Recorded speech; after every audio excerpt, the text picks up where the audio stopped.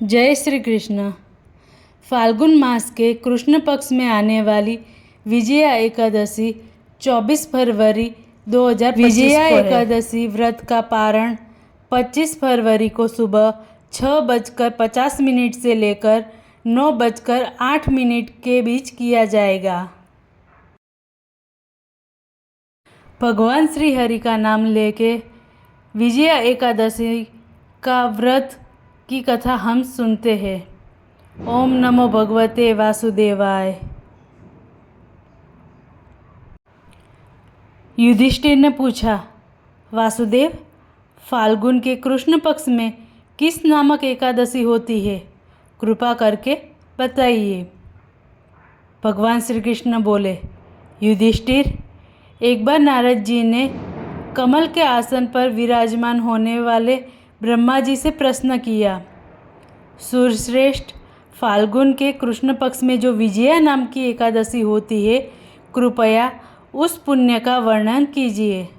ब्रह्मा जी ने कहा, नारद, सुनो, मैं एक उत्तम कथा सुनाता हूँ जो पापों का अपहरण करने वाली है। यह व्रत बहुत ही प्राचीन, पवित्र और पापनाशक है। यह विजया नाम की एकादशी राजाओं के विजय प्रदान करती है। इसमें तनिक भी संदेश नहीं है। पूर्व काल की बात है।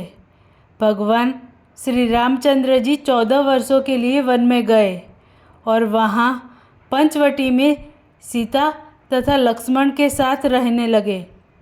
वहाँ रहते समय रावण ने चपलतावश विजयात्मा श्री राम की तपस्विनी पत्नी सीता को हर लिया। उस दुख से श्री राम व्याकुल हो उठे।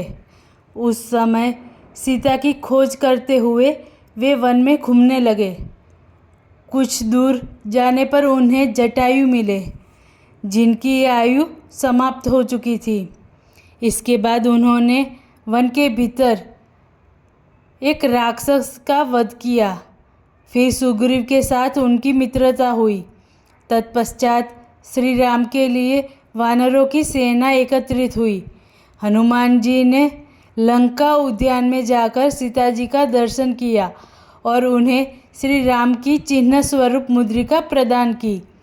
यह उन्होंने महान पुरुषार्थ का काम किया था। वहाँ से लौटकर वे श्री रामचंद्र जी से मिले और लंका का सारा समाचार उनसे निवेदन किया।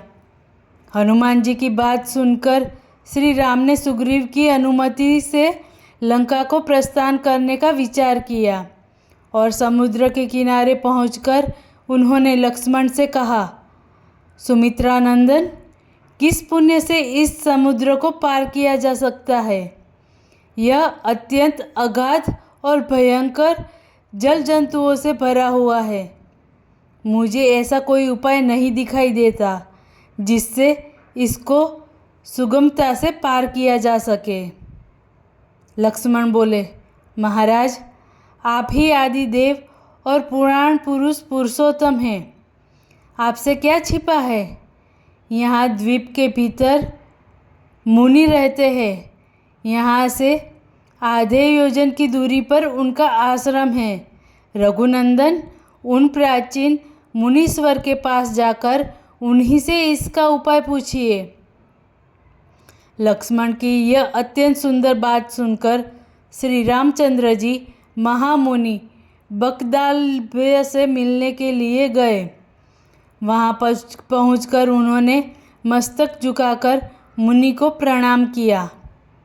मुनि उनको देखते ही पहचान गए कि ये पुराण पुरुषोत्तम श्री राम हैं, जो किसी कारणवश मानव शरीर में अवतीर्ण हुए हैं। उनके आने से महर्षि को बड़ी प्रसन्नता हुई। उन्होंने पूछा, श्री राम, आपका कैसे यहाँ आगमन हुआ? श्री राम बोले, ब्रह्मन, आपकी कृपा से राक्षसों सहित लंका को जीतने के लिए सेना के साथ समुद्र के किनारे आया हूँ। मुने, अब जिस प्रकार समुद्र पार किया जा सके वह उपाय बताइए। मुझ पर कृपा कीजिए।